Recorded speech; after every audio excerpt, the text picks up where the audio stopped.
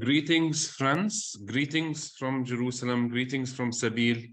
Greeting to all of our dedicated Kumi members, people who have been continuing to attend every week for close to 3 years now, joining us on a weekly call. Each week, we learn about something new, and we also get updated on what's happening in the country. So much has happened the past week, and we're happy to have Stephen Sizer with us today. Stephen Sizer, there was a decision was made regarding his case, or an unjust decision was made regarding his case yesterday. And we'd like to help to let our community know it's not easy to speak truth to power. And when you speak truth to power, you get punished and you get hammered back. And it's either we allow them to scare us or to bully us, or we need to stand in solidarity and continue to say truth to power, showing solidarity and love to everyone who's doing the hard work. So Stephen Sizer, we will start with you. There's multiple things. We have also Samia Khoury with us today. Shadi, many of us have been following the case of Shadi. I saw on Facebook, I don't speak with him, but that he went into the court, and for 10 minutes, they said your court case is postponed, and now he's back to being under home arrest. It's very sad. It's not the way to treat a child who should be at school. So I hope Auntie Samia will be able to give us a short update on what's happening. And for us, and I will give you also an update on what's happening in Jerusalem. But let's start with our good friend Stephen Sizer. Hi, Stephen. How are you doing? I'm very well, thank you. It's good to be with you today. It's always a pleasure to be with you, Stephen Sizer. You're such a great leader and an inspirational person and a true follower of Jesus, at least according to the theology of the people and the theology of Sabil. So could you give an update for the people who do not know what has been going on for some time, who don't know much about your court or the case that was against you? Sure. Back in 10 years ago, the Board of Deputies of British Jews made a complaint against me to my bishop, accusing me of anti-Semitism. My bishop then, Christopher Hill, was very gracious, very wise, and he proposed conciliation, which indicated he didn't think it was that serious, but he felt we could sit down and resolve it by talking, which I readily agreed to. We came up with an agreement where I would have people fact check my website, and they would agree to come to me if they had any concerns, not go direct to the media. That unraveled because they continued to do that. And then 4 years ago, they made another complaint covering the same period of time with a few extras thrown in. They made a complaint to my new bishop here in Winchester, accusing me of systemic anti-Semitism, and they had 12 examples. All of them were newspaper articles or anonymous sources, and in British law, that's hearsay. It's inadmissible to use secondary sources or anonymous sources, but that's what they did. And they, on top of that, my bishop at the time, Tim Dakin, decided to refer it to a tribunal. It took 4 years for that tribunal to take place, which was in May last year, and it was a week long, and both sides had to put their case. I had to deny that I was anti-Semitic, show that my work was anti-Zionist but not anti-Semitic, that I work very closely with Jews and Muslims to bring peace and justice in Palestine. And they had to try and prove that I was. Significantly, they couldn't find a single word of mine in 35 years that was anti-Semitic, and they didn't present a single witness to say I had offended the Jewish community. They just made the allegation without substantiation. The Church of England recognized that and turned the complaint upside down. So it was no longer about anti-Semitism, but what we call conduct unbecoming, meaning behavior that you don't expect clergy to engage with. And as a long story cut short, 6 months later, after the tribunal, they finally published their decision, which was in December. They dismissed 11 of the 12 complaints on anti-Semitism. The one that they criticized me for had already been resolved in 2015. It was about an article I put on Facebook for 3 days about 9/11 and raising questions about Israel's participation or otherwise. I wasn't agreeing with the article. I was simply posting it there for discussion.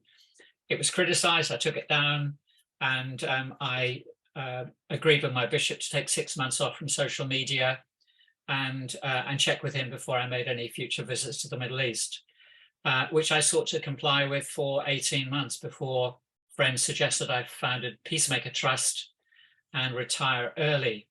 So the outcome was I was being criticized for something that had already been resolved 7 years ago.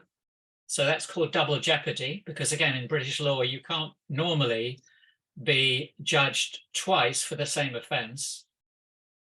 The other 3 things that they criticized me for, one was wearing a clerical shirt at a meeting with Sheikh Foug in southern Lebanon, one of the Hezbollah leaders, the meeting at which I lobbied for the release of the Israeli prisoners, soldiers. And they criticized me for not being contrite enough in an interview I took place in Australia in 2018. The broadcast went out at midnight, and it was by subscription only. So it's doubtful as to how many people in the UK were listening to that program. But nevertheless, that was an example that they cited of conduct unbecoming. I wasn't sufficiently contrite about posting the link in 2015. And there was one other article I'd published, I think 2012, from a syndicated journalist about 9/11, which they felt was conduct unbecoming. We presented 40 witnesses on my behalf: rabbis, bishops, archbishops, clergy, academics, Jewish, Muslim, Christian. That didn't seem to have any impact at all. Yesterday, we had the penalty meeting, at which 3 hours, 2 barristers, for and against. My barrister proposed a 6-month ban.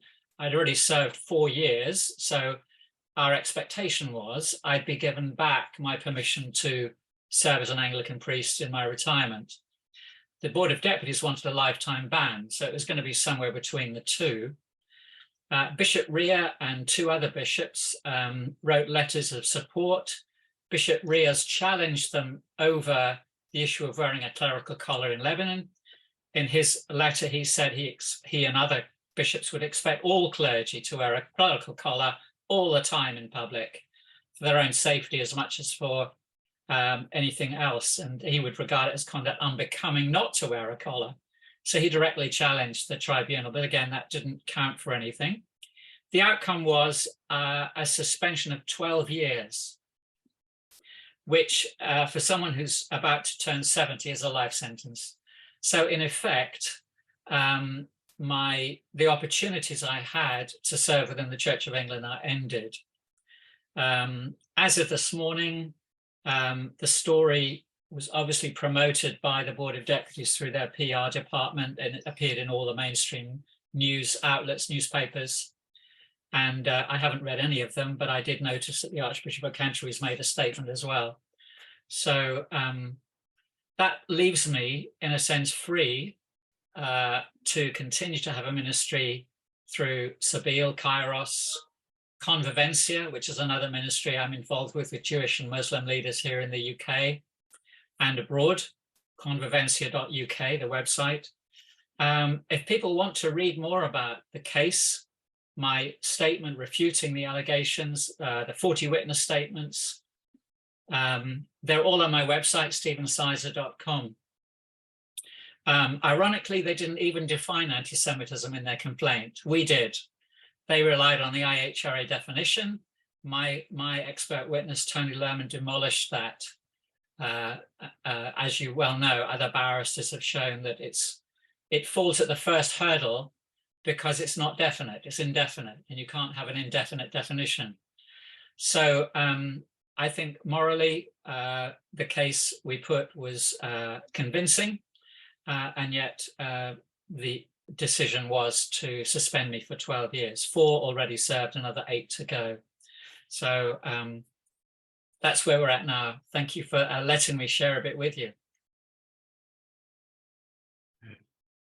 I mean, it's first of all, you're a very patient person to go through this process. You know, for me, it's very frustrating. Just the idea is that theoretically, what I would assume, and I'm a simple person, is that it is when there's a clergy person who is standing on the side of the church in Jerusalem, or standing for what is right and human rights and so on.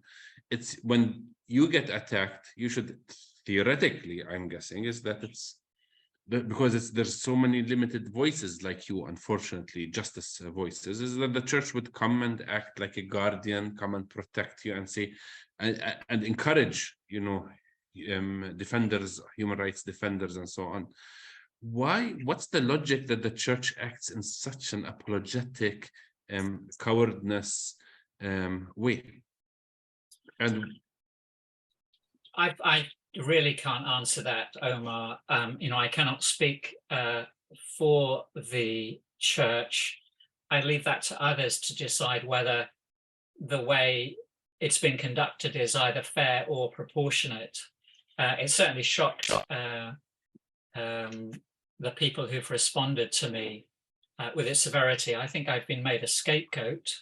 In the UK, again, we've had David Miller, an academic who lost his job at Bristol University over an accusation made by a student who wasn't even one of his own students.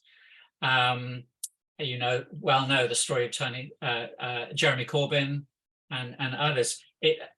I think what they're looking for is a scapegoat in the church, a scapegoat in the university, academia world, scapegoat in politics, which intimidates others from speaking out prophetically about justice issues. And I think now they have me. The question is, who else is going to speak out, at least within the church? But frankly, I don't know a single serving Anglican priest in the Church of England who's outspoken on Palestine. They tend to be retired or out of ministry. And is this the case? I mean, I'm just sorry for being curious, and people can ask some questions. So on any issue of justice, the church punishes the people who speak out, or only specifically it seems to be when it comes to Palestine? I can't speak for other subjects. I think that it has to do with anti-Semitism is being used as a weapon through the IHRA definition to freeze out and suppress legitimate criticisms of Israel's policies. And, you know, along with friends in Seville, I'd been outspoken in challenging Israel for its apartheid policies. We did the Bible studies for Advent here in the UK, and I had 4 Bible studies on anti-Semitism. I gave a presentation at last year's conference on the subject. So I think that they've gone for me because I'm exposing the reality of what's happening to you and friends in Palestine. I mean, I've put a link to Jeff Halper's article from ICAT. He called it an inquisition, where you don't need evidence, you don't need witnesses. You're guilty until you prove you're innocent, rather than, again, in British law, normally you're innocent until proved guilty. Yeah, it's very sad and very frustrating. So, I'm going to ask you on behalf of the people who are part of the meeting. We have around 72 people in this meeting as we speak. So, we'd like us to. So, what was the body that made the final decision, and do they have like an email address that we could like write them and say how frustrated we are? The tribunal panel was made up of 5 individuals.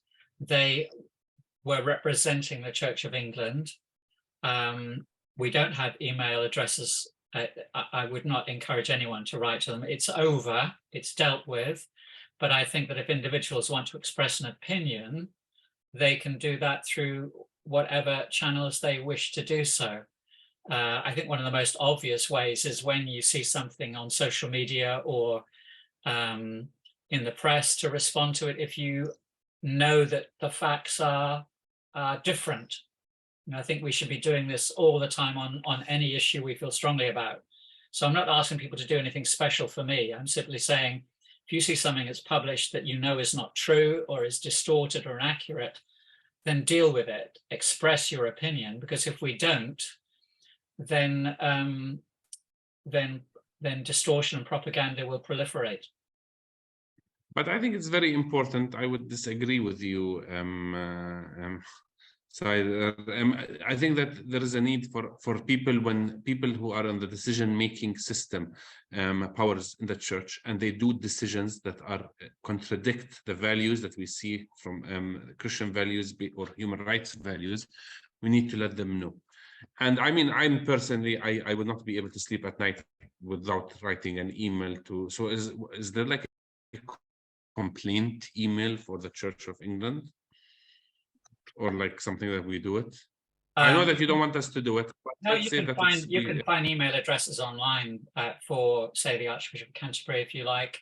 Yeah, let's write them. But I mean, my hope is that church leaders in other parts of the world, particularly in Palestine, will express their own opinions and get that across to our leadership in England, because we're very ethno-nationalistic. We're very still colonial orientated. The church. But we were speaking the other day in a meeting in Jerusalem with a number of the community. The church leaders in 2022 broke the record. They issued out 10 joint statements by church leaders who are saying, it is demanding like basic issues like freedom of worship, or speaking about the human, and church leaders have not been responding. We hear from people who are close to the church leaders, they're very frustrated because nobody's answering back. It's not like they're not speaking. They spoke like almost an average of one letter every month. You know how difficult it is to get 13 churches to sign a whole letter, and it's, unfortunately, it is not being echoed, or nobody's making a stand. So it's not no longer that it is, and as much as I disagree, or we disagree with the church leaders, they're not known to be John the Baptist, our church leaders in Palestine, but they are speaking openly, and it's church leaders are not listening to them abroad. I mean, whether it is in the UK or it's in the US or in the rest of Europe or part of the World Council of Churches. So I agree with you. I mean, one of the things I did for the most recent Seville conference on apartheid was trace how the Bible was used to justify apartheid in South Africa, and observing the tipping point when suddenly there was a shift and a rejection of apartheid. You don't find clergy or church leaders or academics today justifying apartheid in South Africa. Everyone is opposed to it. But the reality is, before the mid-1980s, people like Nelson Mandela and others were regarded as terrorists in Britain. We sided with the South African regime, and the Bible was being used to justify apartheid. That changed, and I believe, we're on the right side of history, that that apartheid in Palestine is going to come to an end, and I pray that it comes to an end soon and peacefully. But it will, as more and more people recognize the reality of the suffering you endure on a daily basis. Once you see the truth, it's hard to unsee it. So that's my motivation to carry on. I mean, we've never had, so many seminaries come into Jerusalem. I mean, the people, I think maybe like around 16 seminaries came to Seville office in the past period, meetings. And there isn't a single Christian Zionist among them. There isn't they're very vocal, they're very courageous. The students, the new generation, it's very clear. Everybody is speaking, knows where the problem lies. And it's a shame that the church, we have to push the church to take the responsibilities that we are winning. We are winning. It's evident two ways, I would say. The intensity of the animosity and the the response to what I've tried to do for justice and peace is evidence that there are folk out there who are feeling really guilty and desperate to cover their justification for what Israel's doing today. Back in 2005, I think it was, one of the first Sabeel conferences we had in Jerusalem was on Christian Zionism. And I vividly remember in my presentation, I had this insight. I said, hands up if you used to be a Christian Zionist. And half the hands went up. And that gave me such an encouragement that it's one way. People are seeing with their eyes, they are realizing the damage this theology does, and they are, they are coming to a realization that it's indefensible biblically. So it's a one-way street. So the more we do in terms of pilgrimages, publicity, campaigning, events, conferences, exposing what's happening on the ground, God willing, we will win. But it's, I mean, part of it is, I agree with you, Reverend Sizer. Part of it is that we need to continue. It's the cause is defending human rights and exposing human rights violations by Israel and the silence of the churches. But I think a big part of it is that we need to stand in solidarity with our friends. When we ask people to speak and they're courageous enough to speak, we need to show them thank you. And when people bully and bother our friends, we need to tell them that it's we're a church and we're here. So it's what I would recommend is, please, I mean, it's the actions of the church are not very Christian, but still let us remember that we are Christians. So please use strong language, but also use Christian language. And we have the Archbishop of Canterbury's email, contact@lambethpalace.org.uk. And I think it's good. We're 75 people on the 80 people on this call. Let us all write them. Let them get 80 emails, and just to tell them that it's Stephen Sizer is a friend of ours. He's not an anti-Semite. He is echoing the teachings of Jesus, of John the Baptist, and shame on them, and to ask them to go back on their decision or to interfere. So we're gonna give 5 minutes. Please, to do action, to do Kumi. That's the principle of the Kumi action, is that we do not only raising awareness, but also we encourage people to act solidarity. Please also, I would also recommend, so let's try to get 80 emails now. And I would recommend that it is ask another 1 or 2 people also from your friends just to write, or you could ask the whole church or your whole community, advocacy community, to write to him, and just to express the frustration. So we're going to give like a few minutes just to write emails, and I hope that they respond. So few minutes, please give us. We're going to give you 2 or 3 to 5 minutes just to write an email. So we'll be back.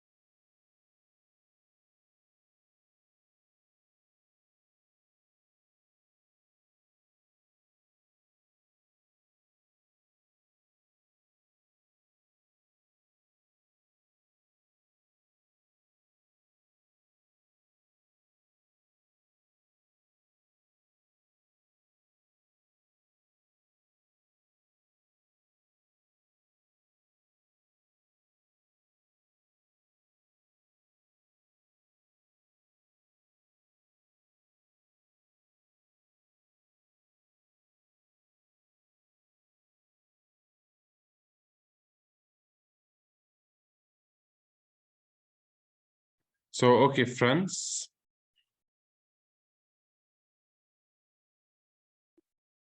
I hope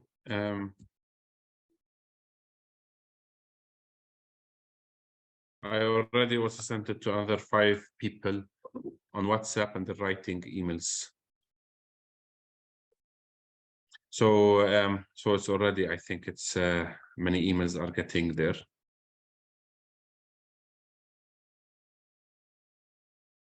And actually, I'm going to put it as a reminder.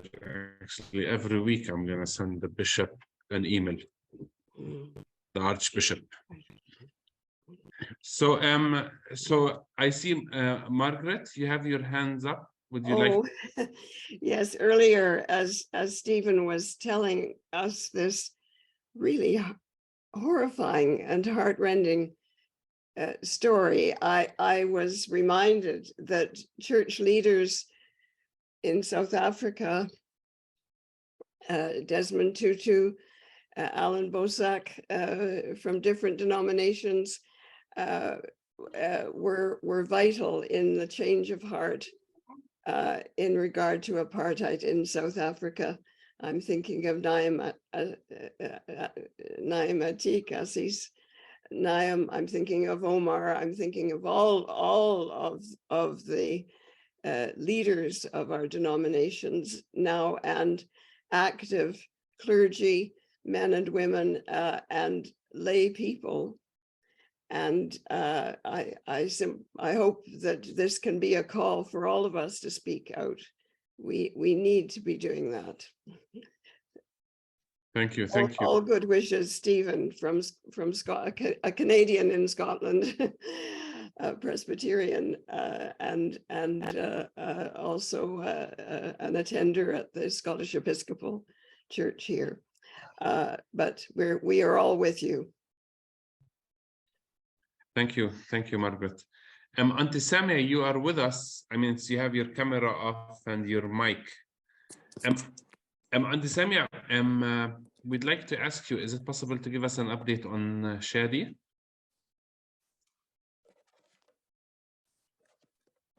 Yes, yes, it's possible. It's possible because yesterday there was supposed to be a court session, and they just stayed for 5 minutes, and then they postponed it till March the 30th.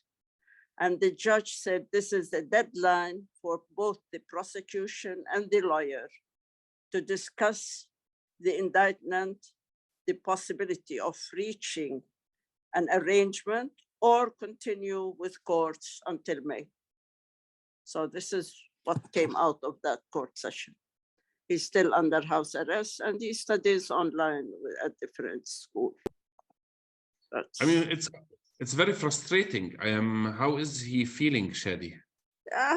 He's coping. He's coping. It's not the best of the situation, but at least in these very, very bad conditions, I mean, we're happy he's at home at least. I mean, I know it is many people around the world, I mean, have been trying very hard or writing to their decision makers, or I mean, members of parliament, or to the Israeli embassy. But Israel is very arrogant, is extremely arrogant. And I mean, it's acting like instead of as a government, they're acting like a mob, or they're acting like a mafia, disregarding people's concerns. Very frustrating. Is there anything that we could do, join a campaign or do something? I mean, it's how to keep the pressure going?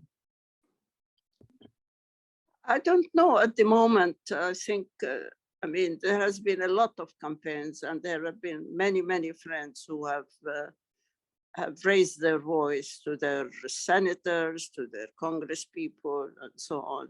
So I think at the moment, maybe we should just. At the moment, hi, this is Dina next to Samia. Hi, Dina. Hi, Dina. At the moment, it's a court, so there's nothing to do because, like, you know, how Israel tries to show that their court system is independent. And I mean, the pressure was very helpful in getting Shadi home. rather than keeping him in prison, you know, putting him under home arrest also with no condition. I mean, with conditions, but at least not with a bracelet, that he could move around the house freely. But I think we'll wait and see what happens in the 1st of March. I think that will be more of a decision time. End of March. End of March. 1st of March, Mama. Awal Adar. 1st of March is, we'll see what they'll decide. And we know already they have lined up 2 court cases for May.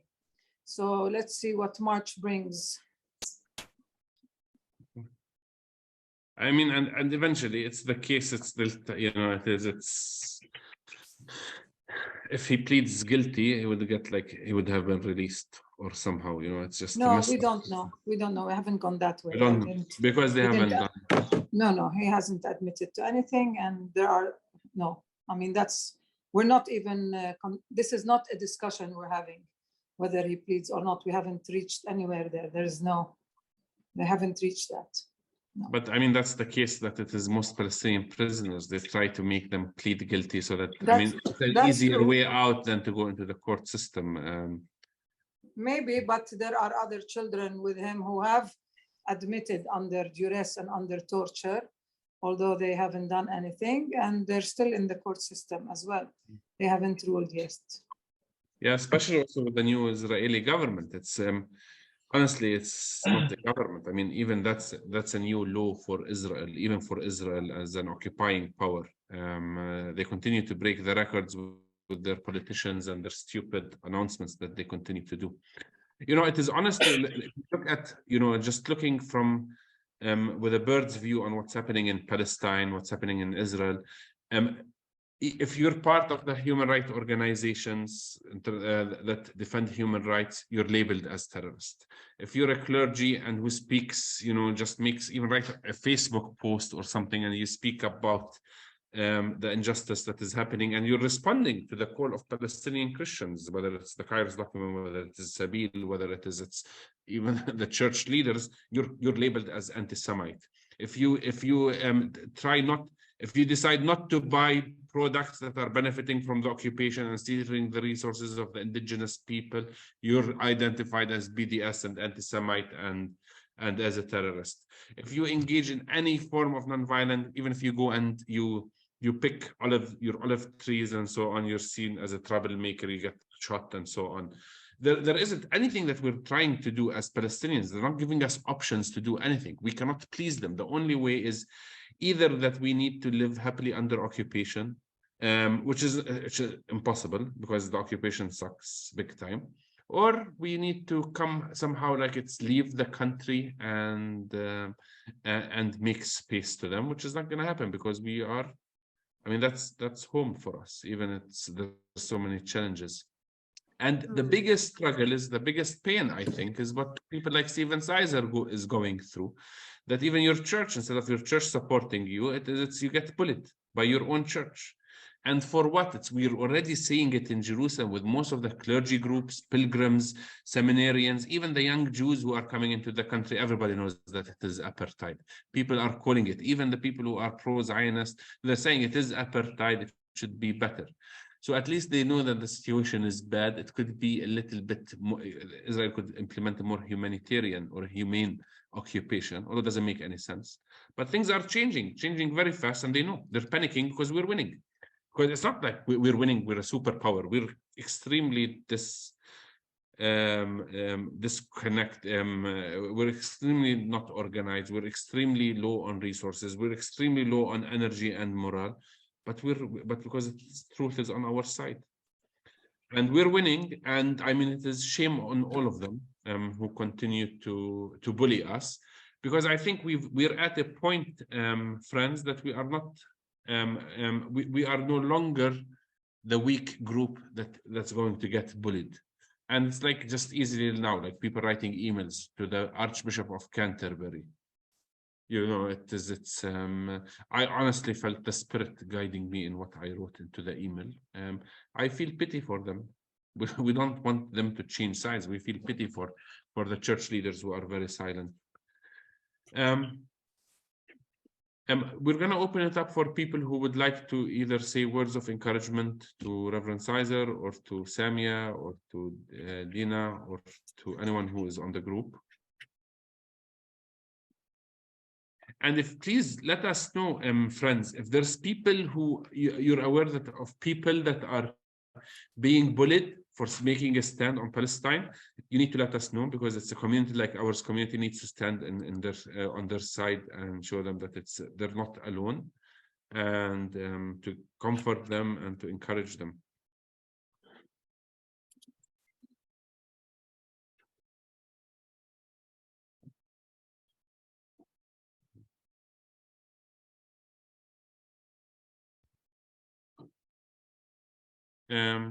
Yes, Mervin. Please unmute yourself. So, to say the obvious, Omar, I mean, anyone who is involved in this struggle has to know that they are in it for the long term. And that's a challenge to our faith and hope and love, but we have to get the Spirit's help to maintain that outlook and persevere, because as you said, I mean, I've long enough now to have lived through 3 things that I never thought would happen. One was the demolition of the Berlin Wall, which I went through several times. Second one was Martin McGuinness and Ian Paisley forming a power-sharing government in Northern Ireland. And the other one, the very big one, of course, was the removal of the apartheid system in South Africa. All of those things took years to achieve, but they were achieved, and they happen sometimes very suddenly at the end. So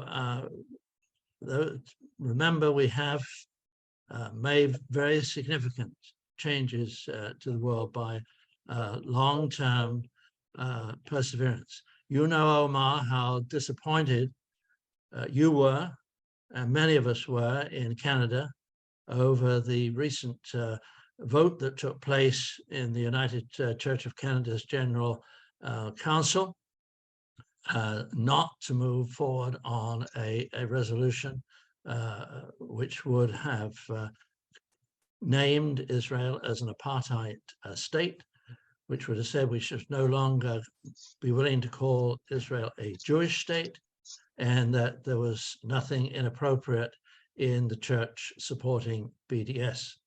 It was basically kicked into the long weeds. But I want you to know that those of us who found that decision very, very disappointing have not given up. And we are continuing to challenge the church and insist on knowing when those resolutions are going to come before the church for a decision. Thank you. Thank you. Thank you. Darrell?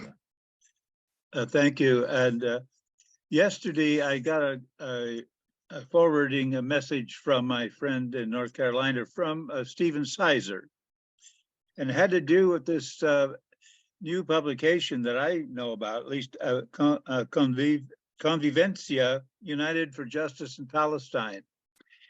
In it, there are a number of messages, but down toward the end, when they go through the month by month, in the month of November, Alan Busak speaks for about 10 minutes about what apartheid looks like, and shows that the apartheid system in Palestine is much worse even than what they had in South Africa.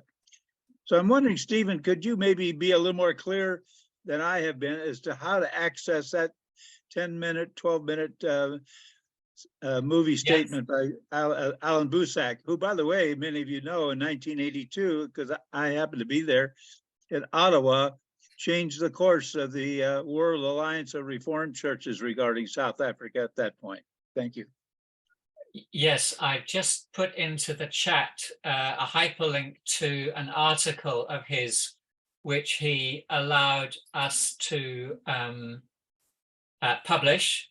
And I'm going to find you the link to the webinar we had with Alan, in which he made those statements. Here we are. I will put a link again. It was the first of a series of webinars we're having in the Convivencia Alliance. And we had Alan Bosack, Mark Braverman, Rifat, and a friend from Northern Ireland, Johnny Clark, who's worked tirelessly for peace and justice in Northern Ireland. And they all spoke on the need for convivencia, particularly in Palestine. So I've given you a link.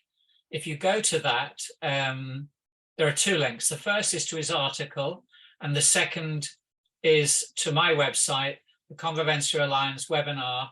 And if you click on the picture of Alan, it will take you to his presentation on YouTube. So on behalf of the I'm just going to send you, if you just want Alan, I'm putting it in right now. It's a YouTube link just to Alan's presentation. So it's done. You've got both his article and his video. Thank you.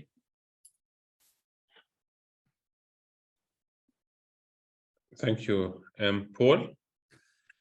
Yes, thank you, Omar. I am Paul Hansen in Toronto, a Roman Catholic priest, street theologian, 53 years, a Redemptorist priest. I studied for a year in Palestine, and recently, well, 3 years ago, I was part of a delegation there to visit you and Kairos, and of course, your people. And I just want you to know that we belong to what I call a little mosquito group, Catholics for Justice and Peace in the Holy Land.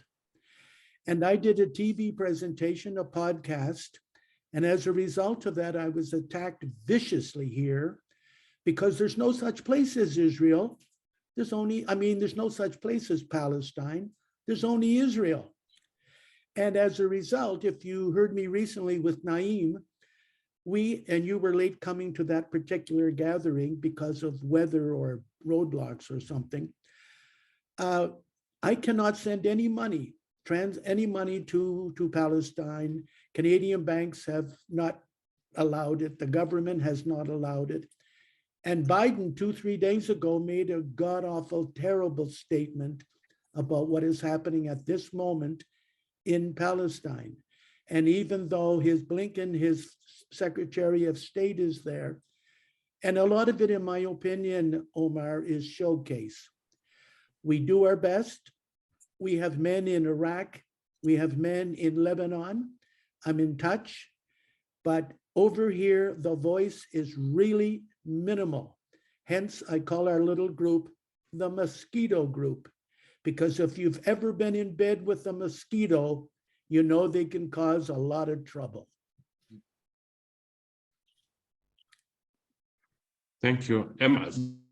But also, I just want to mention that our colleague Sausan, she's part of the Catholic Synod, and there's an international from the Catholic, and many of the voices that are coming, it is very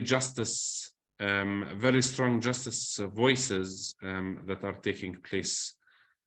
From Canada? So things are changing, of course, from every part of the world. The Catholic Synod, the results that are coming up, and the reports that are going to the Vatican, that the people want justice. The people want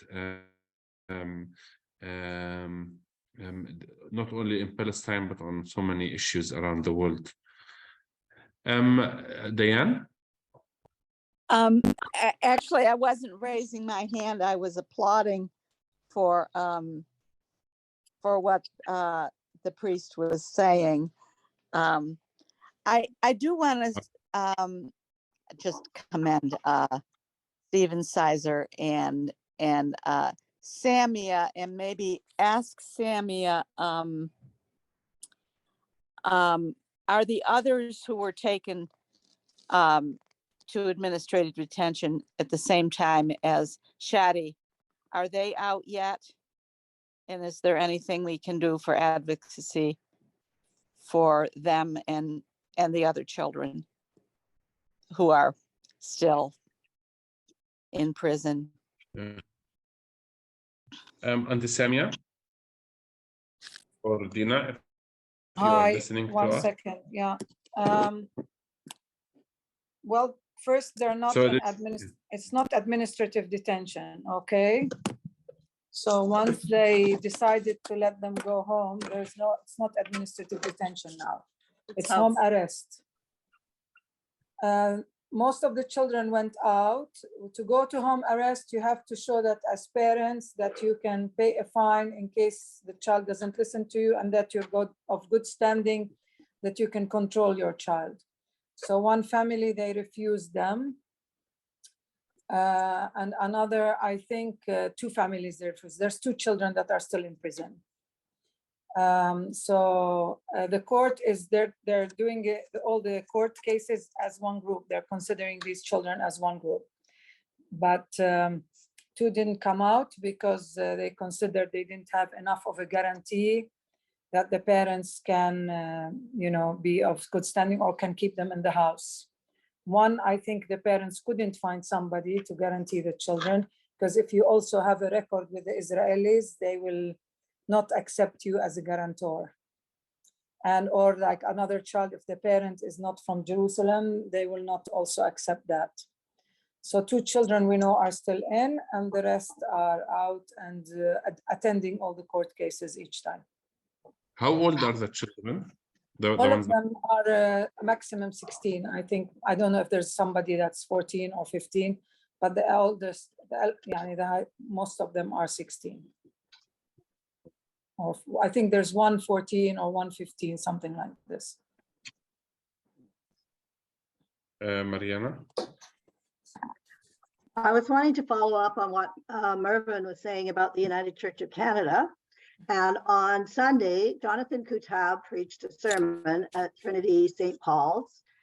He really took the United Church of Canada to task for what it has been doing.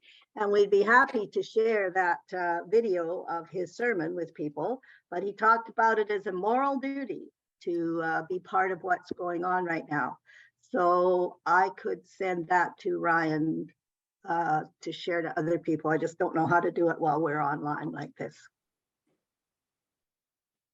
Thank you. And we will also share the information, also the emails and so on, for people who did not get a chance to write to the Archbishop of Canterbury, to continue to write to the Archbishop of Canterbury. Please, if you're already engaged in advocacy towards for Shadi, please.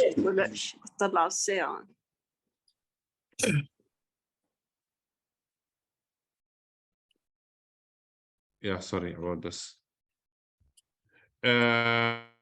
Any final words? I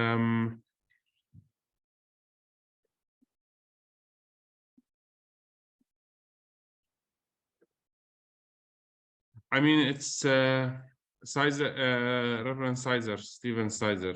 You're a good person. You're a good Christian. I'm.